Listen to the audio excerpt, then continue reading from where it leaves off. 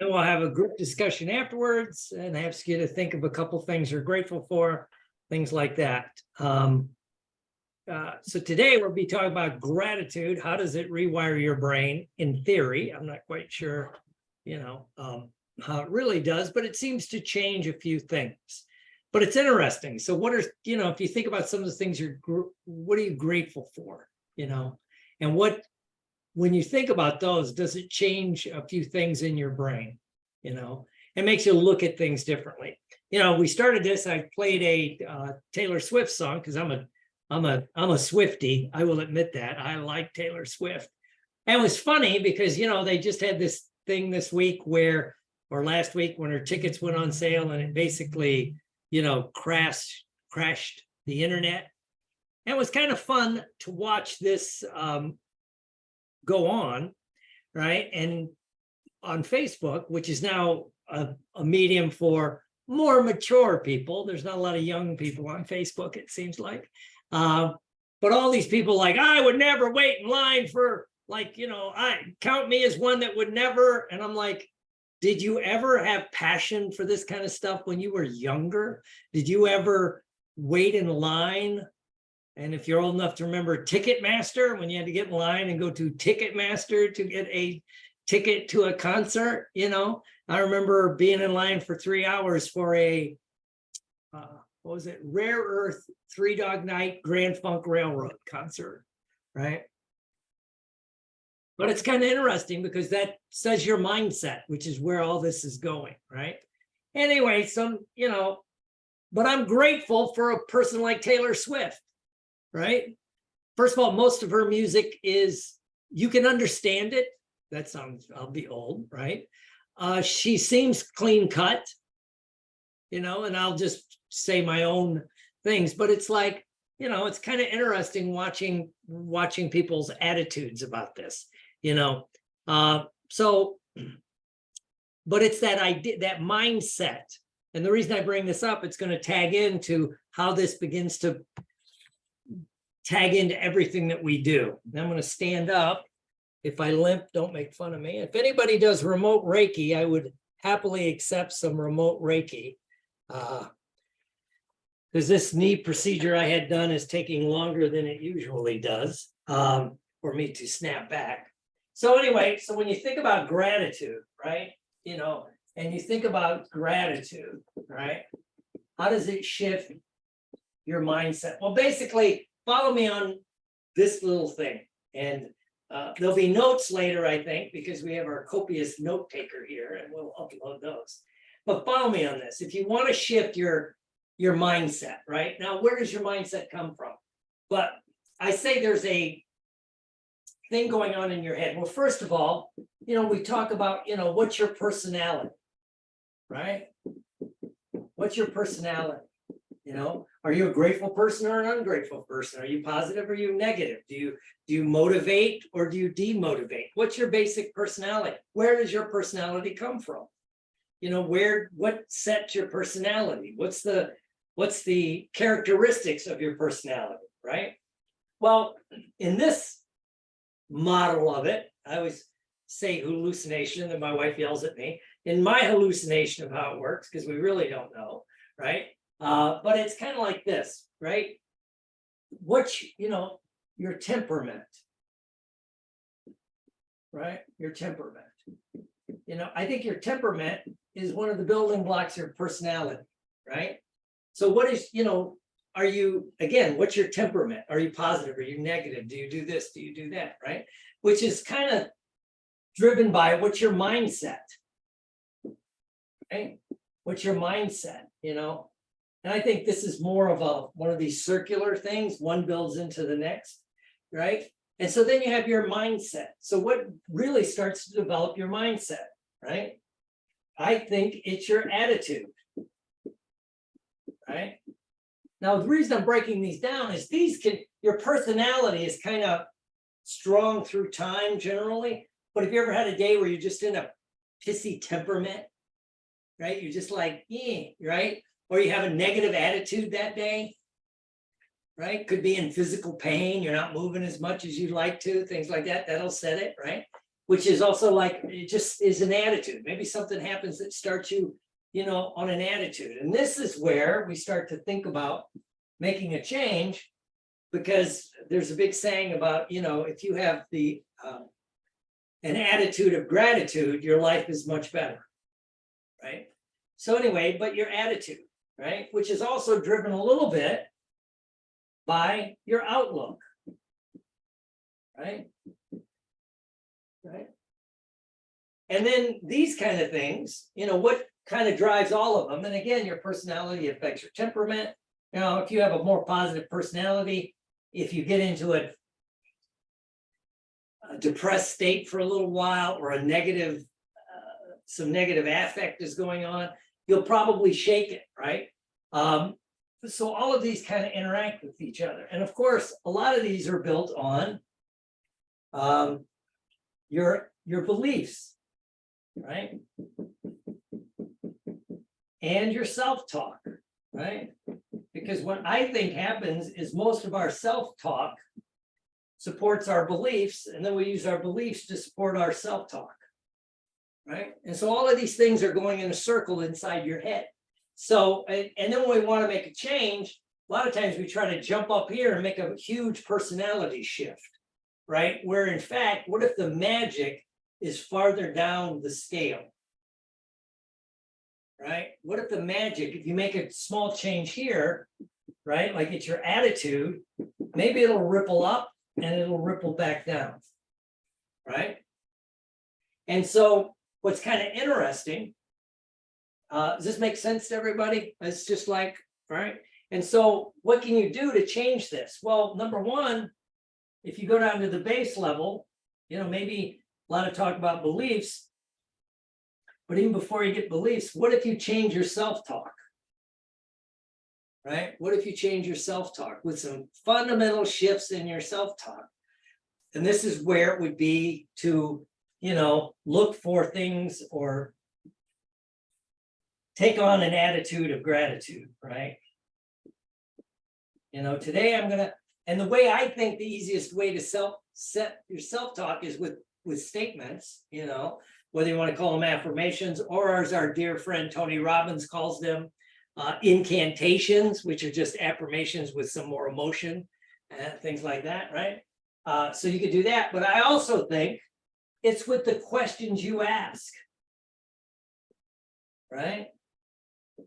The questions you ask yourself, which begins to your self-talk, which, then that can change your outlook, your attitude, and just shift everything, right?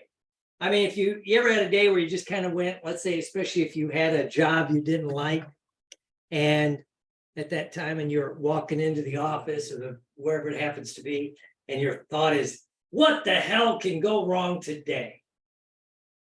Right? So you're setting your brain up, and a lot of what your questions do is set your reticular activating system, right? Which will screen out, give it a chore to do, as Billy says. It's usually looking for existential threat, right? A threat that's going to harm you. It's looking for generally food, things to give you sustenance, or it's also looking to get laid, if you want to be honest with it, right? It's looking for a mate or a potential mate, right? That's basically what this part does. But we also can give it some subroutines, right? And again, I always use the thing about, like, if you ever want, whatever kind of person you find attractive, even if you're not in the market, whatever kind of person that is, if you walk in a room, that's the person you'll notice, right? If you're looking for a new car and you don't know what kind of car, and you suddenly like whatever, a BMW, you'll see it everywhere, right? But what if you tell your brain by asking a question, what can I be grateful for today, right? What are 3 little things that can set me up for success today, right? Well, then it's kind of giving your reticular activating system a target. And to answer this question, follow me on this, it kind of makes sense, right? To answer this question of, like, what can I be grateful for? It's going to put you on the lookout for things I can be grateful for, right? Which will shift your attitude, right?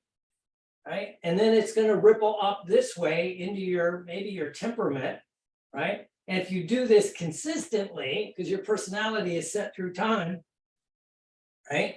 It'll shift, it'll ripple upward. Does this make sense to everybody? Right? So by asking yourself those few little questions, what can I be grateful for? What's going to go right today? You always see those memes on Facebook and Instagram and TikTok about, quit looking for things that can go wrong and start looking for things that can go right. That's basically what we're talking about. And this will help build up. And maybe if you get to the point where you develop more of a grateful personality, right? Have you ever met somebody that you just after you know them, you're just like, they are just some ungrateful SOB, Yeah, and they may, to bust my friend Bruce here, we live in parts of Florida where it's like, there are some ungrateful people. We live in paradise, except for an occasional hurricane. We live in paradise. It's not a bad place to live, right? And yet,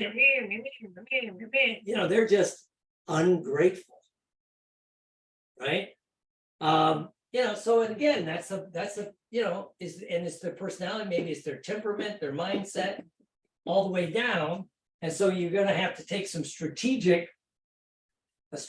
approach to making the change, which is ask yourself a few of those questions, right? And then maybe answer, like, what are 3 things I can be grateful, what's 3 things I'm grateful for? And then ask, how can I be more grateful today? How can I express my gratitude today? And your brain will look for little ways to do it, holding the door open for somebody, instead of waiting to right before they get there and slam the door and laugh. Anyway, tough crowd. So anyway, so do this now, but wait, there's more, right? If you really want to have fun with this and make it even more powerful, right? One of the ways that you could speed this up, right, and by changing it, is with the questions, but also tie it in with, and it kind of goes with gratitude, right? Kind of goes with gratitude, which is surround yourself with people that are grateful, right?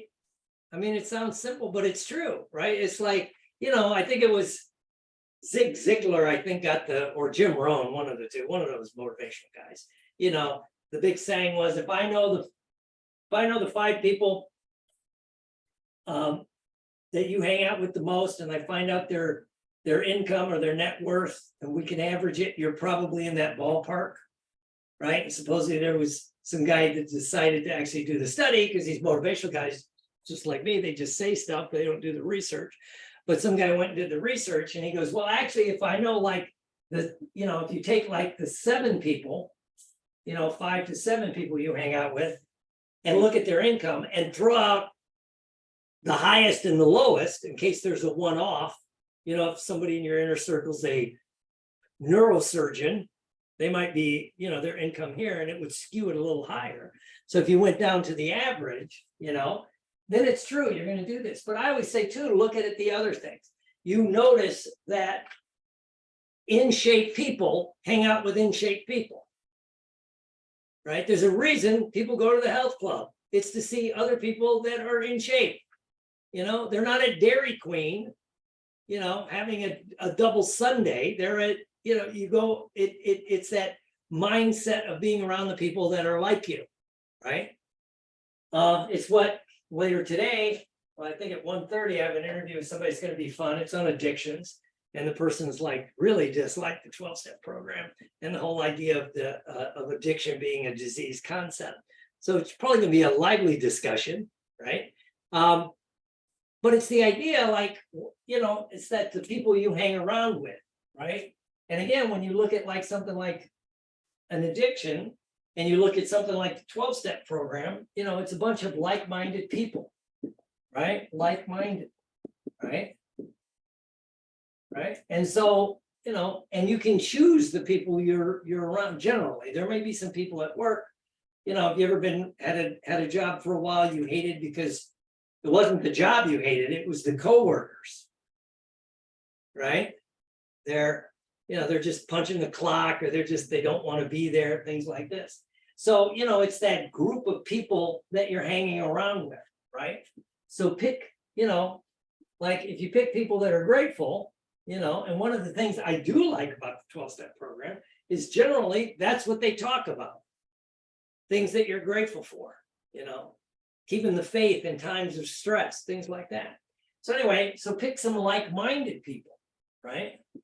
And if you do this and you're asking yourself those questions, suddenly you'll find yourself repelled away from the negative people and the people that are ungrateful.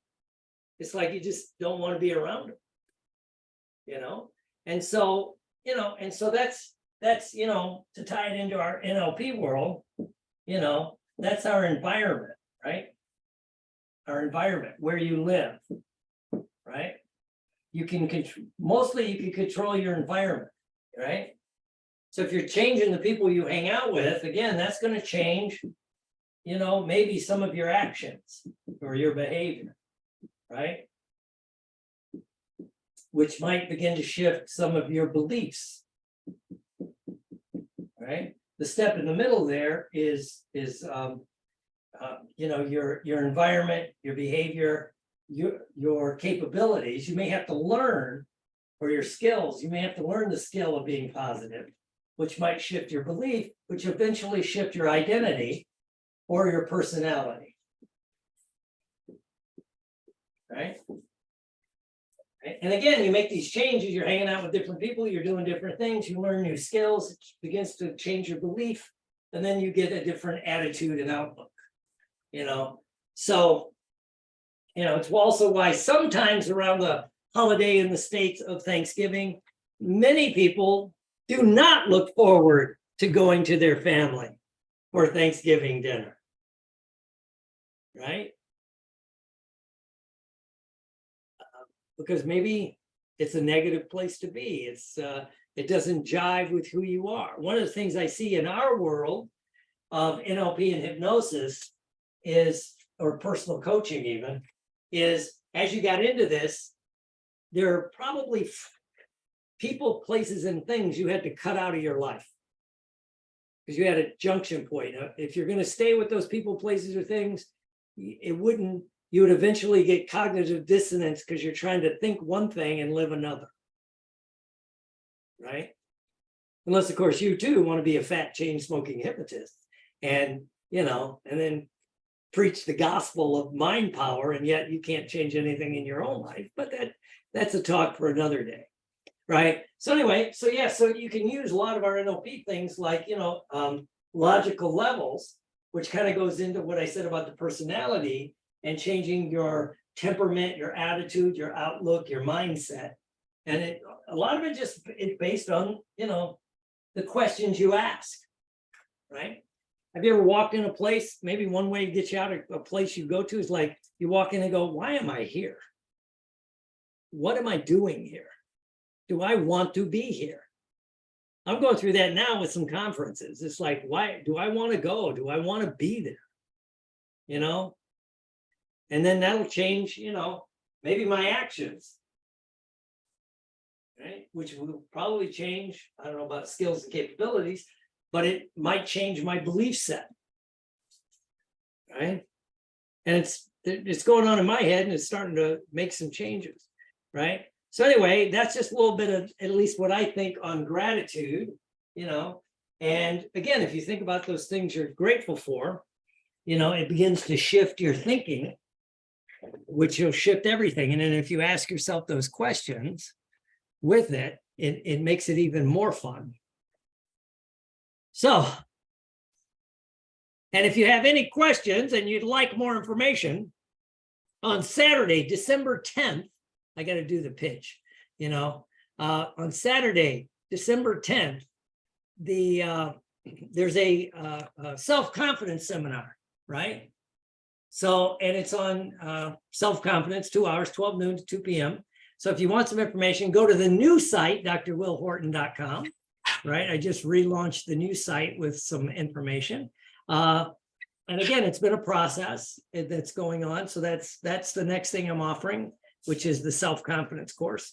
And, you know, there is an opening in my schedule, in case anybody's interested, and this will be posted so other people will see it, that a film I was going to do got canceled, well, rescheduled. So, you know, I have time on my hands, so I'm going to be doing some things I don't normally do, like take on some private clients. So if you want information about that, just DM me or let me know.